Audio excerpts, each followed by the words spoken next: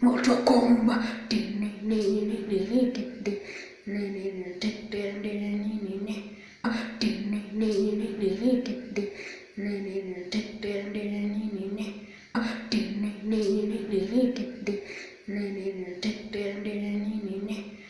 Finish him.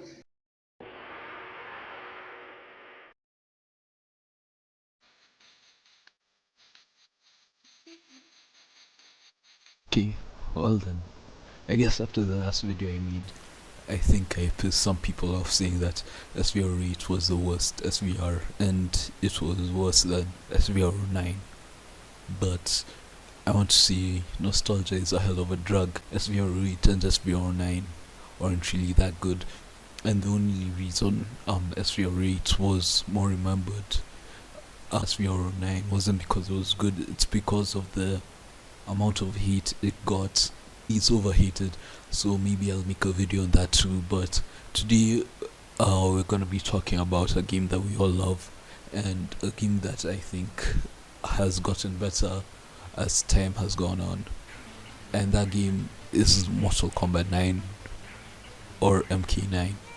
So right now MK1, this one, not that one, has been getting a lot of hate and disappointment for the microtransaction mobile game type stuff that they've been doing lately, and how players are supposed to get skins for characters, and also for the holiday fatalities, the combat packs, and the prices of these things are just absurd, and the weird currency they have with the MK coins and the weird stuff that's just going on.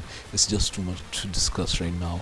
But one thing I do want to say though is that sometimes it feels like NRS don't know what they're doing with the game, or they want to game or Mortal Kombat as a whole in this new generation, like in this modern times, because obviously we had like PS2 era Deception and those 3D games, and then we had like the Xbox 360 with MK9. It was quite like clear cut that we were going in one direction, and then some stuff happened. Yeah, stuff just happened, and along the way they just lost the plot of what they wanted to do. They have these half-baked ideas like invasion mode. What is that? I haven't even heard of invasion mode, and I don't know if anyone's ever played it. No one's saying anything about it. That's how unknown it is. It also feels like there's also a lack of content in the game, and the content that is provided in the game isn't really what we expect. It's not good content, it's bad, it's not fun to play, it's not enjoyable anymore, and not what the audience expects, and kind of just leaves you sitting there like just thinking like, is this all that is here in this? But believe me, there's a lot more issues with the game that I don't want to focus on right now, or really don't have the expertise to talk about, like the online and the story mode and stuff like that. But maybe I'll make a video on that later, or maybe when I get PS5 I'll just make a video on that instead. But this video isn't about MK1, it's about MK9, so let's talk about it. So first things first, you know me, I love my intro sequences, I love my menus, I love all that stupid obviously talk about this crazy start screen for Mortal Kombat 9 that just gets you so hype when you see Scorpion hitting Sub-Zero with that crazy uppercut. Damn! And then into the extreme mode and all that. It's crazy. I love my menus, man. So the menu goes pretty hard, I can't lie, with the visual of Sub-Zero getting absolutely folded. It's concise and easy to navigate to, and sometimes when you get into like a sub menu, into the options or something, you can see more of Sub-Zero's skull or jaw breaking more, and it just shows like the extreme more. So yeah, for all the gore fans out there. Anyway, other than that, we have the regular stuff at the top. How many players you can play with or you want to play with. We have the fight, normal fighting, just random fights.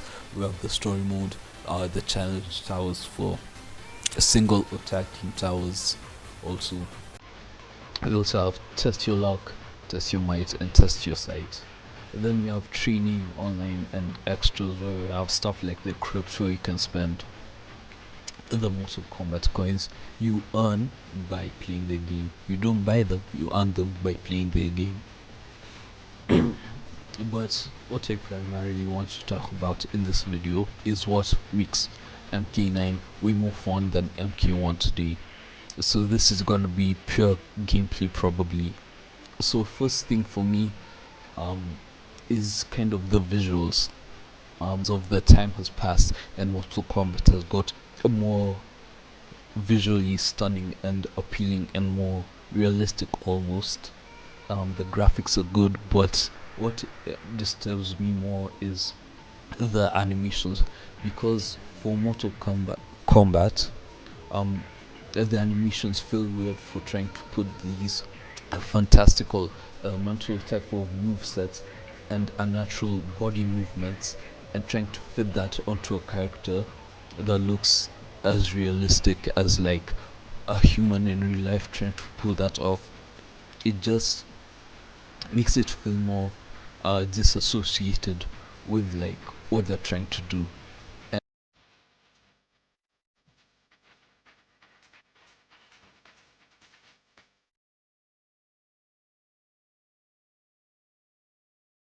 Ugh. Brother, ugh. What's that? What's that, brother? I like how it was done in MK9 and the older ones, where you could tell like this is something that they can actually do, since it was animated in a way different way, like with mocap and just like different animation styles, which made it feel more fluid and actually believable that these people can actually do this in the game, other than trying to force it onto a realistic human looking character. And the other thing I like is the character designs. Like I have this issue of them making like Reptile being able to be like a human.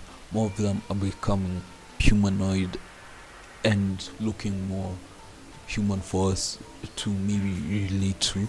But I liked Reptile in MKX and MK9, where he was more obviously a reptile who could just turn invisible and do the regular reptile stuff.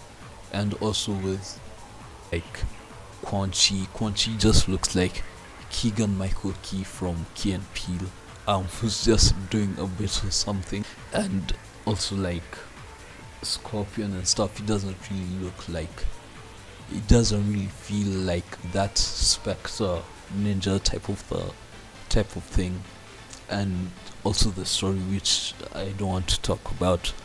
But anyways, what I'm trying to get at is that I personally love that wacky, crazy, serious mix style of art and mystical story and lore that they've built unknowingly with Mortal Kombat, and that's something that I just love about the games that have kept me like infatuated with the story of the games and just the whole franchise as a whole.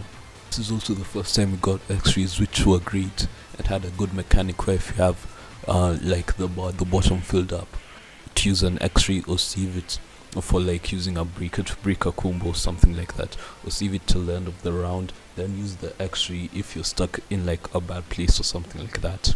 It does massive damage. It's just quick shots, actually to just do some damage, get some spacing, get your flow back. And over time, after this, it kind of lost its meaning after MK10, I'd say, because in MK11 they introduced the fatal blow, which meant that like you have low health and then you get your fatal blow and then you use it, but you can't really see the top in the bar and use it as you did in MK9, which made it more competitive and more unpredictable and gave it more excitement in the tournaments. And they continued that fatal blow thing from MK11 to MK1 right now. And I like MK9's because it was new, it was fascinating, it was quite used better in competitive settings more than the way it's used now, and it really just gave you like that hit of gore that you wanted in the middle of a fight instead of trying to master a fatality if you didn't have that, if you didn't have a fatality down. But after that, the problem of balancing and nerfing everyone in MK1. Personally, I expect that the characters in a Mortal Kombat game are very strong. Seeing as we have these near gods and specters and all these weird things, I'd expect them to be very strong and very overpowered just for the fun of the game and just for replayability, like the way they did with Tremor and some other characters in MKX. Now the problem I have with MK1 is that everyone has been nerfed and it doesn't really make the game any more fun. So like everyone isn't really doing the damage that they're supposed to be doing. Like in older Mortal Kombat, like Sub-Zero has been too slow and is doing like very little damage as opposed to combat games or something of that nature. Unlike MK9 or MKX, where we had characters full sprinting at you and doing some insane